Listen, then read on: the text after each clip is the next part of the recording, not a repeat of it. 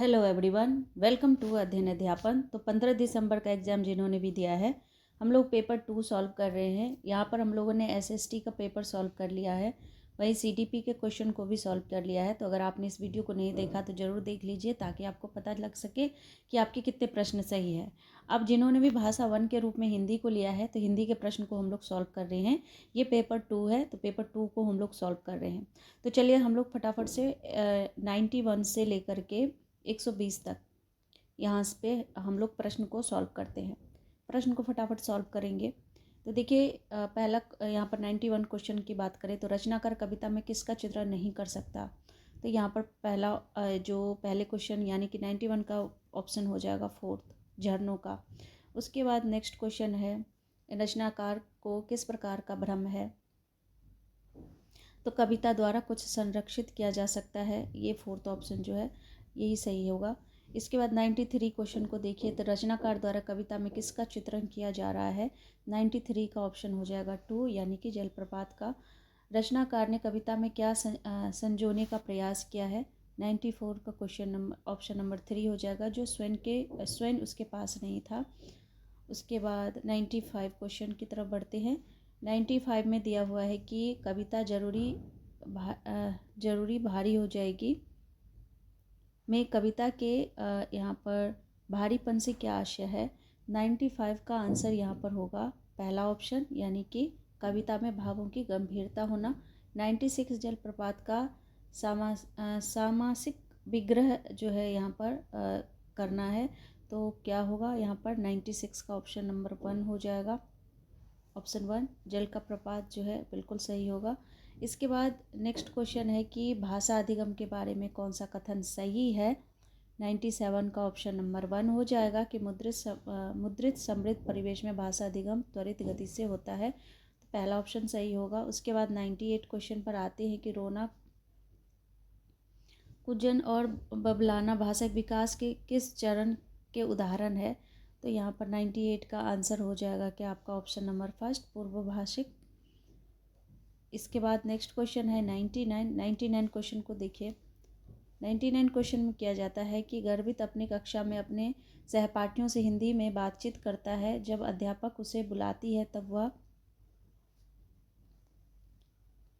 वह तुरंत अंग्रेजी में उत्तर देता है। यह किसका उदाहरण है। तो 99 का ऑप्शन यहाँ पर कौन सा सही होगा। बिल्कुल ऑप्शन 3 जो है वो बिल्कुल सही होगा। ऑप्शन 3 यानी कि कोड स्विचिंग जो है यहाँ पर बिल्कुल सही होगा।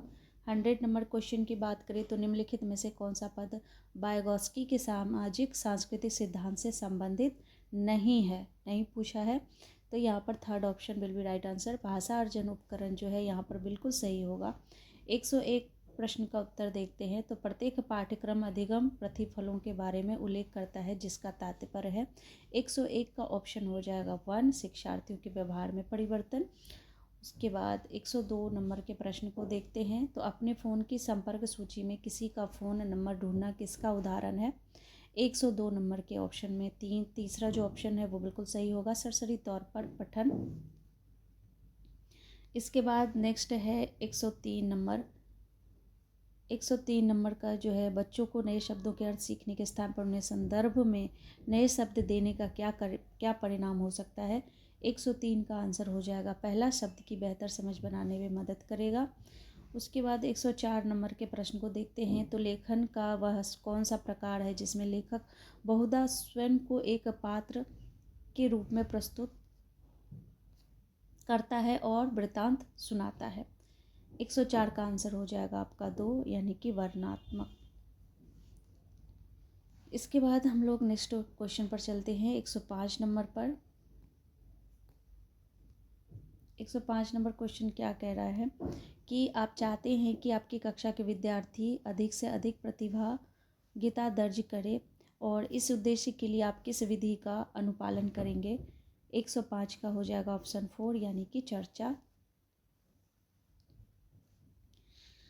एक श्रोता किसी बात को सुनते समय विशेष या सूक्ष्म विवरणों को सुनता है तथा समश्रुतीय शब्दों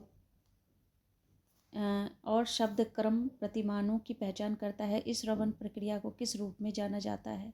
106 का आंसर पहला होगा। शीर्षाधुगामी यानी टॉप डाउन प्रक्रिया जो होती है वो सही होगा।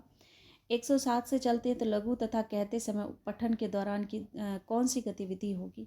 107 का आंसर होगा आपका ऑप्शन 3, यानी कि अध्यापिका नए शब्दों के अर्थ पूछती है और उन शब्दों से वाक्य बनाने के लिए प्रोत्साहित करती है।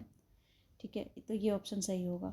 108 पर चलते हैं। 108 क्या कह रहा है कि किसी एक कक्षा में आप प्रश्न पूछने के स्थान पर विद्यार्थियों को एक संक्षिप्त पाठ्य सामग्री देकर उस पर आधारित प्रश्न बनाने के लिए कहते हैं, तो इस कार्य का क्या उद्देश्य होगा। तो यहाँ पर देखिए 108 का ऑप्शन 3 आप बिल्कुल जा सकते हैं। अपने शिक्षार्थियों के विश्लेषणात्मक और समालोचनात्मक चिंतन का संवर्धन करना, यही आंसर होगा इसका। उसके बाद देखिए 109 भाषा आकलन का उद्देश्य किसका मापन करता है। जो भाषा उद्देश्य का मापन है वो थर्ड ऑप्शन यानी कि शिक्षार्थियों की भाषिक निपुणता का आकलन करता है। 110 पे देखिए तो शिक्षण अधिगम सामग्री के प्रयोग का क्या उद्देश्य है। 110 का आंसर पहला ऑप्शन होगा, शिक्षार्थियों के अधिगम प्रतिफलों के प्रति आशान्वित होना। 111 का यहाँ पर देखिए तो आपकी एक विद्यार्थी अपने प्रिय पुस्तक उठाती है और अक्सर उसके क्षेत्रों को संकेत के रूप में प्रयोग करते हुए कहानी पुनः कहती है, यह किसका उल्लेख है। ये उल्लेख है आपका क्या, वृत्तांत जागरूकता का। तो ये आपका थर्ड ऑप्शन जो है यहाँ पर बिल्कुल सही होगा। इसके बाद नेक्स्ट जो पैसेज आ गया है, नेक्स्ट पैराग्राफ, तो आप इसके क्वेश्चन को सॉल्व करते हैं। 112 नंबर के प्रश्न को देखिए, आत्म संस्कार के लिए क्या आवश्यक माना गया है। तो आत्म संस्कार के लिए यहाँ आवश्यक माना गया है मानसिक स्वतंत्रता। उसके बाद 113 नंबर के क्वेश्चन को, मर्यादा पूर्वक जीवन व्यतीत करने के लिए कौन सा गुण होना चाहिए। 113 का ऑप्शन होगा फोर्थ, आत्मनिर्भरता।